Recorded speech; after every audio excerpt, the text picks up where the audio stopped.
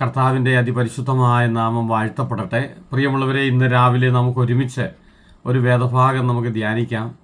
വിശുദ്ധ യോഹന്നാൻ എഴുതിയ സുവിശേഷം 14-ാം അധ്യായം അതിൻ്റെ 19-ാമത്തെ തിരുവചനം. അവിടെ നമ്മളിങ്ങനെയാണ് വായിക്കുന്നത്: കുറഞ്ഞൊന്നു കഴിഞ്ഞാൽ ലോകം എന്നെ കാണുകയില്ല, നിങ്ങളോ എന്നെ കാണും.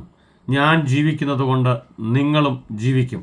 പ്രിയമുള്ളവരെ, യേശു കർത്താവിൻ്റെ ക്രൂശീകരണത്തിന് തൊട്ട് മുൻപുള്ള മണിക്കൂറുകളിൽ കർത്താവ് തൻ്റെ ശിഷ്യന്മാരോട് പറഞ്ഞ വാക്കാണ് നമ്മൾ വായിച്ചു കേട്ടത്. അവിടെ പറയാണ്, കുറഞ്ഞു വന്നു കഴിഞ്ഞാൽ ലോകം യേശുവിനെ കാണിയേല, പക്ഷേ നമ്മൾ യേശുവിനെ കാണും. കർത്താവ് പറയാ, നിങ്ങൾ യേശുവിനെ കാണും, ഞാൻ ജീവിക്കുന്നത് കൊണ്ട് നിങ്ങളും ജീവിക്കും. പ്രിയമുള്ളവരെ, യേശു കർത്താവിൻ്റെ സാന്നിധ്യം, കർത്താവിനെ അനുഗമിക്കുന്ന, കർത്താവിനെ സ്നേഹിക്കുന്ന തൻ്റെ മക്കൾക്ക്, ദൈവമക്കൾക്ക് എല്ലാ കാലത്തും ദൈവത്തിൻ്റെ സാന്നിധ്യം അനുഭവിക്കാൻ കഴിയും. നിങ്ങൾ ഏത് അവസ്ഥയിലാണെങ്കിലും, ചിലപ്പോൾ നിങ്ങൾ ഒറ്റപ്പെട്ട അവസ്ഥയിൽ, നിങ്ങൾക്ക് സഹായത്തിന് വേറെ ആരും ഇല്ലാതിരിക്കുമ്പോൾ, നിങ്ങൾ ഒറ്റയ്ക്ക് ഒരു സ്ഥലത്താണെങ്കിലും കർത്താവിന് നിങ്ങളുടെ അടുത്ത് വരാൻ കഴിയും. കർത്താവ് നിങ്ങളുടെ കൂടെ ഉണ്ടാകും. കർത്താവ് പറയാം, ലോകം എന്നെ കാണുകയില്ല, പക്ഷെ നിങ്ങൾ എന്നെ കാണും.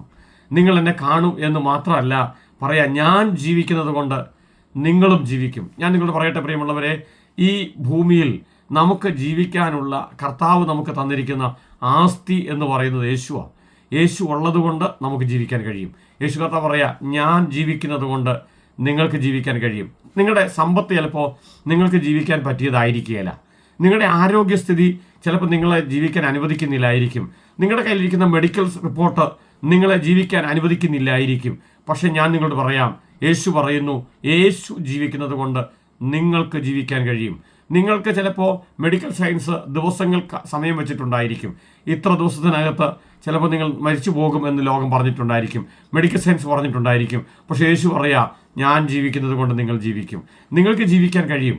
നിങ്ങൾക്ക് നിങ്ങളുടെ ജീവിതത്തിൽ ചിലപ്പോഴൊക്കെ മനുഷ്യൻ ഭാരപ്പെട്ട് പ്രയാസം അനുഭവിച്ച് പ്രതിസന്ധിയിലൂടെ അസമാധാനത്തിലൂടെ ജീവിക്കുമ്പോൾ അവർ എങ്ങനെ മുന്നോട്ട് ജീവിക്കാൻ പറ്റും, എനിക്ക് ജീവിക്കാൻ പറ്റത്തില്ല എന്ന് ചിന്തിക്കുന്ന അവസരങ്ങൾ ചിലപ്പോൾ നമ്മുടെയൊക്കെ ജീവിതത്തിൽ വന്നേക്കാം. യേശു പറയാം, ഞാൻ ജീവിക്കുന്നതുകൊണ്ട് നിങ്ങൾക്ക് ജീവിക്കാൻ പറ്റും. നിങ്ങൾക്ക് ഇന്ന് പകലും നന്നായി ജീവിക്കാൻ കഴിയും. ഇന്ന് പകലും നിങ്ങൾക്ക് ആരോഗ്യത്തോടെ ജീവിക്കാൻ കഴിയും. ഇന്ന് പകലും നിങ്ങളുടെ ജീവിതം ജയകരമായി തീർക്കാൻ കർത്താവിന് ഇഷ്ടമാണ്.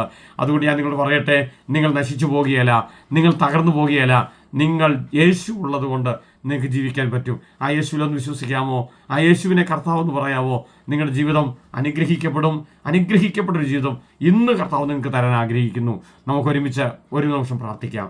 ഞങ്ങളുടെ പ്രിയ പിതാവേ, അങ്ങ് ഞങ്ങളുടെ ആസ്തി. യേശുവെ, അവിടുന്ന് ഞങ്ങളുടെ ആസ്തി.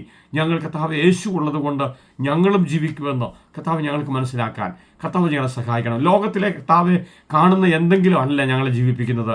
ഞങ്ങളെ ജീവിപ്പിക്കുന്ന യേശുവാണ്. യേശുവിൻ്റെ സാന്നിധ്യമാണ്, യേശുവിൻ്റെ സ്നേഹമാണ്, യേശുവിൻ്റെ കൃപയാണ്. അതിന്ന് പകലും ഞങ്ങൾക്ക് ധാരാളമായി അനുഭവിക്കാൻ കർത്താവെ അങ്ങ് സഹായിക്കണമെന്ന് ഞങ്ങൾ പ്രാർത്ഥിക്കുന്നു. കർത്താവ് അങ്ങനെ ചെയ്യുന്നതുകൊണ്ട് ഞങ്ങൾ നന്ദി പറയുന്നു. യേശുവിൻ്റെ നാമത്തിൽ തന്നെ ആമേൻ. പ്രിയമുള്ളവരെ, യേശു നമ്മുടെ ആസ്തിയാണ്. അതുകൊണ്ട് നമുക്ക് യേശുവിൽ ആശ്രയിക്കാം. ഇന്ന് പകലും ജയോത്സവമായി ജീവിക്കാൻ കർത്താവ് നമ്മളെല്ലാവരെയും ധാരാളമായി അനുഗ്രഹിക്കട്ടെ.